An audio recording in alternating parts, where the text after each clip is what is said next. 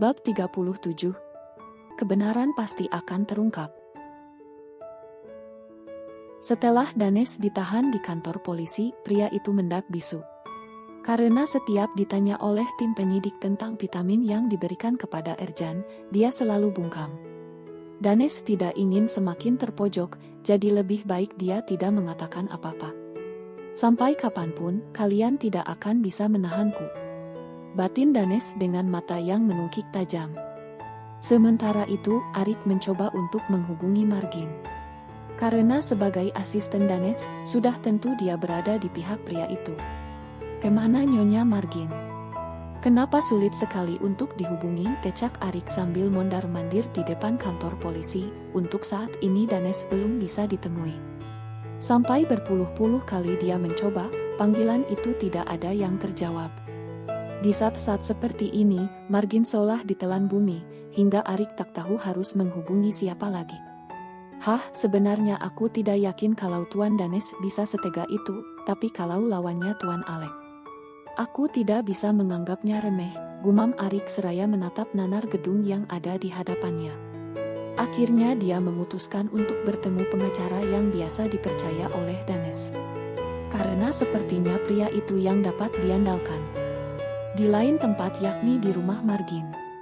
Saat ini wanita itu sedang bersiap-siap untuk pergi ke luar negeri. Diam-diam dia sudah mendengar kabar Danes yang ditangkap polisi. Tak ingin ikut terlibat, dia berencana untuk kabur, menyusul suami serta anaknya yang sudah lebih dulu ada di sana. Aku harus cepat-cepat pergi atau masalah ini akan menyeretku juga, ucap Margin seraya memasukkan beberapa baju ke dalam koper. Tak lupa semua barang-barang penting dia bawa, termasuk beberapa aset milik Danes. Selama ini dia hanya memanfaatkan pria itu, demi kepentingannya sendiri. Danes memang tak bisa diandalkan. Andai dia bermain pintar sedikit, mungkin kekayaan Ercan sudah jatuh ke tanganku. Bodoh, rutuk Margin. Setelah selesai dia langsung menggeret kopernya untuk pergi ke bandara. Hei, cepat bantu aku, teriak Margin kepada pegawainya. Dengan sigap seorang pria itu menghampiri Margin, mengambil alih koper untuk dimasukkan ke dalam bagasi. Aku pergi dulu. Kalau kondisi sudah kondusif, aku akan pulang, ucap Margin seraya masuk ke dalam mobil. Dia duduk di kursi penumpang, sementara yang mengemudikan kendaraan roda 4 itu adalah sang supir. Tanpa menunggu jawaban pria yang baru saja membantunya, Margin langsung meminta supir untuk menjalankan mesin mobil. Nampak sekali bahwa dia sedang tergesa-gesa. Hei, ayo cepat jalan, sentak Margin, tetapi sosok yang dibalik kemudi justru tersenyum miring. Anda tidak akan pernah bisa kabur, Nyonya, ujar Alex seraya mengangkat kepalanya, menatap Margin dari balik spion tengah. Mendengar itu, sontak saja mata Margin langsung melotot tajam. Dia tidak menyangka kalau ternyata Alex sudah mengetahui keberadaannya. Tidak, teriak Margin seraya berusaha membuka pintu. Namun, orang yang ada di luar sana justru mendorongnya.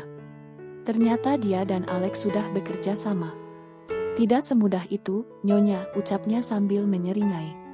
Tepat pada saat itu Alex langsung menancap gas membawa Margin ke kantor polisi, agar bisa mendekam bersama putranya. Alex, hentikan, teriak Margin dengan keras, aku tidak pernah melakukan apapun, jadi kamu tidak bisa bersikap seperti ini. Dia meronta saat seseorang yang ada di sampingnya berusaha untuk memegang kedua tangannya. Kita lihat saja nanti. Jadi, Anda tidak perlu menggebu-gebu seperti itu, jawab Alex dengan santai. Sementara Margin semakin tak bisa bergerak leluasa, karena tangannya diikat serta mulutnya yang dibekap. Sesulit apapun jalannya, kebenaran pasti akan terungkap. Bab 38. Fakta baru. Pagi harinya, Danes sangat terkejut saat tahu bahwa Margin ikut diseret ke kepolisian. Namun, yang membuat dia tak habis pikir, sebelum kejadian itu Margin sempat ingin melarikan diri ke bandara. Itu artinya sang ibu sudah memiliki niat untuk pergi meninggalkannya. Perasaan Danes mendadak kalut, di saat dia jatuh seperti ini Margin justru memilih untuk tidak peduli. Dan sekarang dia sadar bahwa wanita itu hanya menjadikan dia sebagai alat untuk mendapatkan harta Ercan. Hingga dengan segala cara dia lakukan, berujung pada kematian sang ayah. Kamu benar-benar bodoh, Danes, umpatnya pada diri sendiri seraya mengepalkan tangan. Dia tidak tahu kesalahan sebesar apa yang sudah dia perbuat, yang jelas dia yakin sang ayah pasti sangat kecewa dengan kelakuannya. Selama ini aku menuruti perintahnya. Tapi di saat-saat seperti ini, dia malah ingin pergi bersenang-senang dengan keluarga barunya. Itukah yang disebut sebagai seorang ibu, gumam Danes pelan, dengan dada yang sangat sesak sekali. Hingga tiba-tiba seseorang berdiri di hadapannya. Tuan, panggil Arik yang saat itu datang pagi-pagi untuk memberitahukan sesuatu pada Danes. Mendengar namanya dipanggil, Danes langsung mengangkat kepala dengan dua bola mata yang sudah berkaca-kaca. Ada apa? Kalau kamu tidak memiliki cara untuk membebaskanku, lebih baik pergi, ucap Danes dengan penuh penekanan. Maaf, Tuan, tapi saya datang untuk menyampaikan sesuatu, balas Arik, tetapi Danes hanya bergeming, siap mendengarkan kalimat selanjutnya. Saya baru saja mendapat kabar bahwa Anda dicoret dari daftar ahli waris. Dek. Danes nampak sangat terperangah, dia yang semula terduduk, kini langsung bangkit dan mencengkram baju Arik dari balik sel. Jangan membual.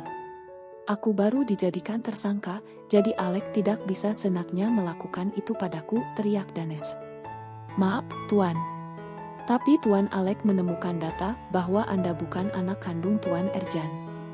Jadi, semua harta akan dialihkan atas nama Tuan Muda Gapin. Ribuan anak panah seperti tertancap di jantung Danes.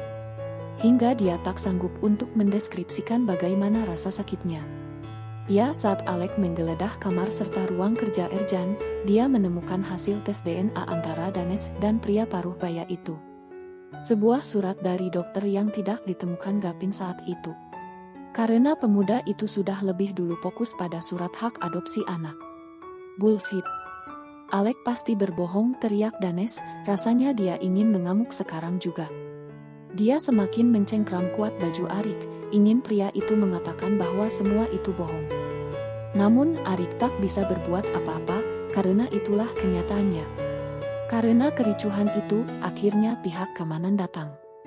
Berusaha untuk menghentikan aksi brutal Danes. Setelah melepaskan baju Arik, pria itu terduduk dan akhirnya tak bisa menahan air matanya. Itu semua bohong, aku anak Dadi. Akulah yang anak Dadi, ucap Danes kekeh. Fakta baru ini sungguh sangat membuatnya terluka. Sementara di sisi lain, Aina dan Gapin sedang menata kembali hubungan mereka. Tidak peduli orang mau bicara apa, yang jelas mereka akan terus menguatkan satu sama lain. Sayang, bangunlah, ucap Aina seraya menepuk-nepuk pi Gapin. Pagi-pagi dia sudah berada di apartemen kekasihnya. Gumam Gapin tak berniat untuk membuka matanya. Sudah siang, Gap. Aku siapkan air hangat, kamu mandi ya. Aku masih mengantuk, sayang, jawabnya dengan suara serak. Kamu tidak ingin menghabiskan hari bersamaku, tawar Aina, berharap pemuda ini tertarik. Benar saja, Gapin langsung mengelus senyum, lalu memeluk pinggang ramping Aina. Sini, aku mau peluk, ujar Gapin manja. Aku mau memasak, Gap. Supaya kita bisa sarapan bersama. Sebentar, Rosella Aina pacarnya Gapin yang paling cantik. Mendengar itu, pipi Aina langsung bersemu merah. Dia pun menuruti kemauan Gapin untuk sekedar tidur dan saling memeluk satu sama lain. Tangan Aina memainkan rambut Gapin sementara pria itu memamkan wajah di dada Aina. Tempat yang menjadi favoritnya. Hingga 5 menit berlalu, akhirnya Gapin mengangkat kepala dengan mata yang terbuka. Aku mau mandi, Tapi apa? Tanya Aina dengan kening yang berkerut, kini jarak antara mereka benar-benar sedikit. Dimandikan olehmu. Tanpa diduga Gapin bangkit dan menggendong tubuh Aina seperti karung beras. Gap, tapi aku sudah mandi, teriak Aina seraya memukul-mukul punggung pemuda tampan itu. Namun, Gapin tampaknya tak peduli, dia langsung masuk ke dalam kamar mandi dan mengunci pintu, agar Aina tidak kabur. Gap, aku tidak mau, tolak Aina saat tubuhnya sudah diturunkan. Namun, Gapin segera mencekal pergelangan tangannya. Mencium Aina dan menyudutkannya di dinding. Sekuat apapun Aina menolak, dia tetap tak bisa mengalahkan gairah Gapin yang sudah mengalir di setiap aliran darah. Dengan gerakan cepat tangan Gapin merayap ke dalam baju Aina, mengusap perut dan berakhir memainkan 2 bulatan sintal kesukaannya. "Wow, berkat tangan ajaibku, milikmu semakin besar," kata Gapin sambil terkeh. Sementara Aina hanya bisa memukul dada bidang pemuda itu. "Aku bicara apa adanya, sayang." Kini Gapin beralih melucuti pakaiannya sendiri, hingga Aina bisa melihat dengan jelas benda gondal-gandul yang kini sudah tegak menantang. "Aku siap, baby," ucap Gapin seraya membalik tubuh Aina. Karena gerakannya begitu tiba-tiba, Aina tak sempat menolak. Dia hanya bisa mengerang saat tubuhnya disentak dari belakang. "Gap, ini apa lagi?" tanya Aina karena mereka baru pernah melakukan gaya seperti ini. "Gaya baru, baby," bisik Gapin dengan suara napasnya yang meneru. Detik selanjutnya Aina kembali mendesah saat Gapin memaju mundurkan tubuhnya. Sementara di dalam tas, ponsel Aina terus berdering menampilkan nama sang ayah, Bagaskara.